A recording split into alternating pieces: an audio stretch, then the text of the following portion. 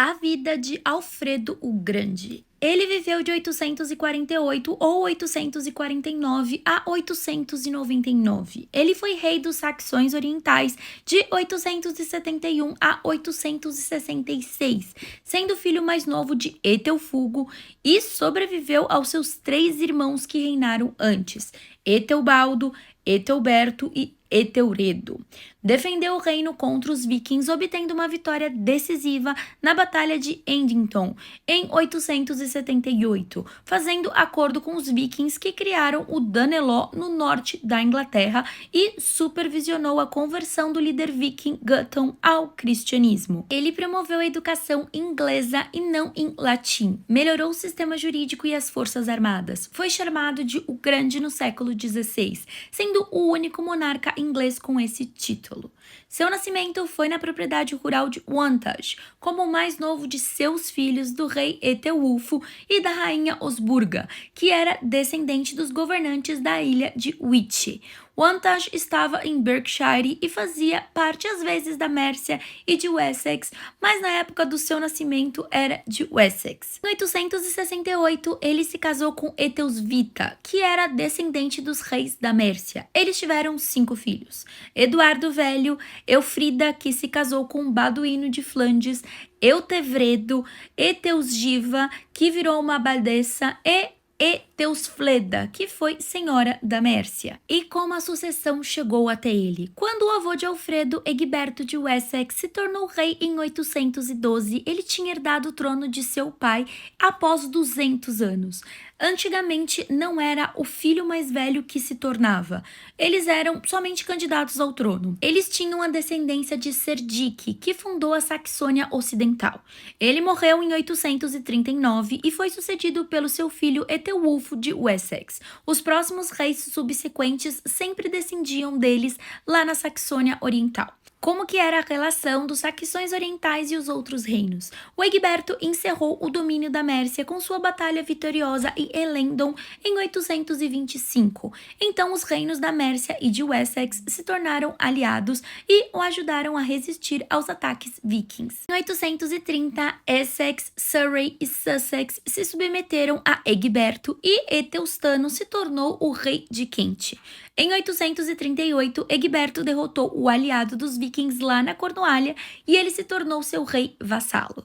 Em 851, Etelwulfo e seu segundo filho, Etelbaldo, derrotaram os vikings na Batalha de Aclea, que, segundo a crônica anglo-saxônica, é chamada de a maior matança de um exército a um ataque pagão que ouvimos falar até hoje. Em 858, Etelwulfo foi sucedido pelo seu filho mais velho, Etelstano e Kent, e Etelbaldo em Wessex. Esse segundo morreu 2 anos depois e seu irmão unificou os 2 reinos. Alfredo, por ser o filho mais novo, foi junto com seu pai para a corte de Charles, o Calvo, rei dos francos, em 854 ou 855, e ao retornar no ano seguinte, o irmão do Alfredo, o Etelbaldo, depôs o seu pai, governando Essex e deixando o leste para o seu pai.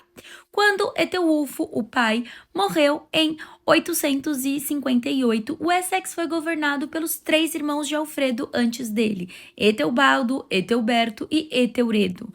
Durante o reinado dos primeiros 2, os vikings queriam conquistar os 4 reinos da Inglaterra anglo-saxônica, Wessex, Mércia, Nortúmbia e Anglia Ocidental. Quando Euteredo se tornou rei aos 18 anos, Alfredo recebeu o título de herdeiro aparente lá do bispo de Acer. Isso era normal porque haviam muitas mortes em batalha. Em 868, ele lutou ao lado de seu irmão em uma tentativa de livrar a Mércia de Ivan o Desossado. Os vikings invadiram Essex em 870 e foram mais vitoriosos que os anglo-saxões em todas as batalhas. O rei Euteredo morreu logo após a batalha de Merton. Ele tinha 2 filhos menores, mas Alfredo o sucedeu como rei, já que ele tinha sido vitorioso em alguns algumas das batalhas contra os vikings. E vamos falar da relação do Alfredo com os vikings. Ele foi derrotado em maio de 871 e foi forçado a fazer um acordo com eles, que deixaram Essex provavelmente mediante pagamento. Eles passaram na Mércia e os próximos 5 anos em outras partes da Inglaterra anglo-saxônica. Depois de uma batalha em 876, os vikings foram forçados a se render e se retirar lá para Mércia. Eles lutaram novamente em 878 e todos os reinos haviam sido perdidos. Somente restava o Essex. Assim, Alfredo obteve uma vitória na Batalha de Edington, sendo que os termos da rendição viking foi o líder Guntram se converter ao cristianismo. Eles também tinham que deixar o Essex e partir para a Anglia Ocidental. Eles fizeram isso em 879 e o tratado formal foi negociado no ano seguinte, quando o rei Cenulfo II da Mércia foi deposto. O tratado deu a Alfredo o poder sobre a cidade de Londres, que estava lá no reino da Mércia, e as Casas da Moeda. Então ele sucedeu as terras do Cenulfo II na Mércia Ocidental e o líder viking incorporou as áreas orientais, bem como parte de Essex. Então Alfredo decidiu tornar Londres habitável, deixando ela à supervisão de seu genro Euteredo. A restauração ocorreu durante a década de 880, com planos de ruas, fortificações e muralhas romanas. O líder viking morreu em 888 e os senhores do Danelaw contestaram a terra. Então os anos de paz de Alfredo estavam chegando ao fim. Assim, em 892 ou 893, os vikings cruzaram para a Inglaterra em 330 navios, divididos em 2 divisões. Eles trouxeram inclusive sua família porque queriam um acordo. Eles desembarcaram em Kent e avançaram para o norte, mas foram derrotados pelo filho de Alfredo, Eduardo, na Batalha de Fartingham em Surrey. Eles acabaram indo para Essex e foram derrotados em Benfleet, se juntando a outra divisão viking em Shrewsbury. Depois de algumas lutas, os vikings em 896 ou 897 desistiram da luta contra Alfredo. Alguns se retiraram para Nortúmbria, outros para a Anglia Ocidental e outros para o continente. E como foi a reforma jurídica na época do Alfredo o Grande? Ele criou o conhecido Domer Book no final da década de 880. Ele era baseado nas leis de seu antecessor, o rei Ine de Wessex, anexando essas leis anteriores. Haviam escalas de compensação financeira por lesões de guerra e diversas partes do corpo. Esse código tem 120 capítulos, pois Moisés morreu aos 120 anos e no simbolismo medieval esse número significa lei. Na realidade, esse livro é mais uma ideologia da realeza com pensamentos da Bíblia do que um livro de direito público. Porém, para sua criação, Alfredo observou os julgamentos proferidos em sua ausência em todo o reino para ver se eram justos ou não.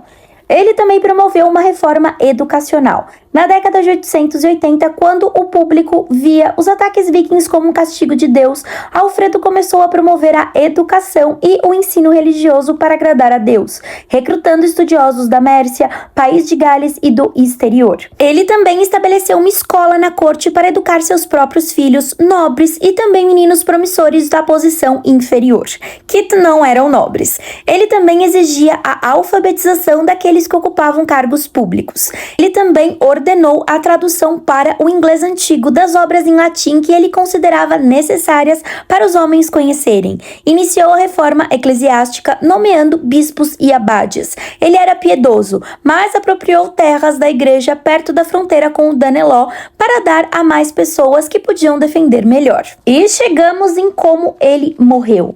Ele morreu em outubro de 899, aos 50 ou 51 anos, e a causa da morte é desconhecida, mas pelas descrições dos estudiosos podia ser por doença de Crohn ou hemorroidas. Ele tinha começado um grande mausoléu em Winchester, mas ele não havia sido finalizado até a sua morte, então seu corpo só foi colocado lá bem depois, em 903. Esse local foi destruído na conquista normanda, e eles foram transferidos para a abadia de Hyde, que foi vandalizada demolida em 1536 pelas dissoluções dos mosteiros por Henrique VIII, sendo demolida em 1538. Sua lápide foi redescoberta em 1788, porém quem encontrou vendeu a maioria dos caixões porque continha chumbo. Em janeiro de 2014, um fragmento de pelvis em uma escavação de 99 foi datada por radiocarbono, podendo ser do Alfredo ou de seu filho Eduardo.